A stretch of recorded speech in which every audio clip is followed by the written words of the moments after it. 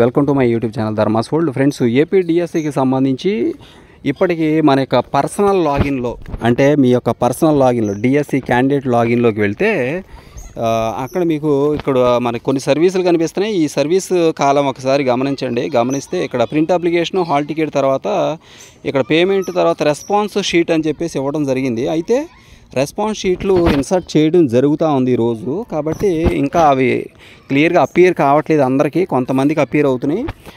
ఈ response sheet దాని కింద అబ్జెక్షన్స్ కూడా ఇవ్వడం జరిగింది. అబ్జెక్షన్ ఎంట్రీ, అబ్జెక్షన్ రిపోర్టు అన్నీ కూడా ఇవ్వడం జరిగింది. ఇక్కడ మీరు గమనించవచ్చు, అబ్జెక్షన్ రిపోర్ట్ ఉంది, రైట్. ఇక్కడ మనం చేసిన అబ్జెక్షన్ కనిపిస్తుంది. అలాగే అబ్జెక్షన్ ఎంట్రీ కూడా ఇక్కడ ఇవ్వడం జరుగుద్ది అనమాట. ఇక్కడ చూడండి, అబ్జెక్షన్ ఎంట్రీకి సంబంధించి క్లియర్గా ఇదిగోండి, పోస్టు, ఎగ్జాము, అలాగే డేటు, షిఫ్ట్ వైజ్ ఏ షిఫ్ట్లో మీరు ఎగ్జామ్ రాశారు, దేనికి సంబంధించి అబ్జెక్షన్ ఇస్తున్నారు అనేది ఇక్కడ ఉంది. ఏ క్వశ్చన్కి సంబంధించి అనేది కూడా ఇక్కడ అపియర్ అవుద్ది. అలాగే ఆన్సర్ కీలో ఏమి ఇచ్చారు, అబ్జెక్షన్ ఏంటి, అలాగే క్యాండిడేట్ ఆన్సర్ ఏంటి అనేది కూడా ఇక్కడ క్లియర్గా మెన్షన్ చేయమని అడుగుతారు. అవన్నీ కూడా ఇక్కడ ఇవ్వడం జరిగింది. మీరు ఈ యొక్క ఎవరైతే ఇప్పటికే అబ్జెక్షన్ ఉన్నాయో, మీకు ఏమైనా అబ్జెక్షన్స్ ఉంటే మీ యొక్క, ఎందుకంటే మీ రెస్పాన్స్ షీట్ చూసుకున్న తర్వాత మీకు అబ్జెక్షన్స్ కనిపిస్తాయి. ఎక్కడ మీకు అబ్జెక్షన్ చూపిస్తున్నారో దాన్ని క్లియర్ కట్గా మీరు అక్కడ క్లియర్గా ఇవ్వాల్సి ఉంటుంది.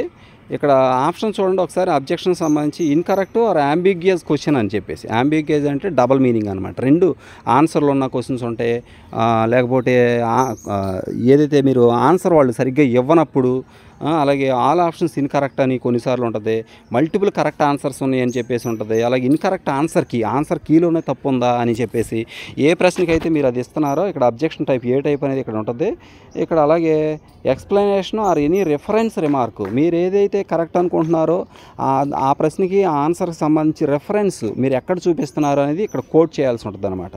ఓకే, ఇవన్నీ కోట్ చేసి చక్కగా మీరు మీ యొక్క అబ్జెక్షన్ని ఇక్కడ రికార్డ్ చేయాల్సి ఉంటుంది, సబ్మిట్ చేయాల్సి ఉంటుంది. సబ్మిట్ చేసిన తర్వాత ఇక్కడ మీరు గమనించవచ్చు, సబ్మిట్ అనే బటన్ ఉంది ఇక్కడ డౌన్లో కనిపిస్తుంది కదా, ఈ గ్రీన్ కలర్లో. దాన్ని క్లిక్ చేస్తే ఆటోమేటిక్గా మీ యొక్క అబ్జెక్షన్ అనేది ఎంట్రీ అయిపోద్ది.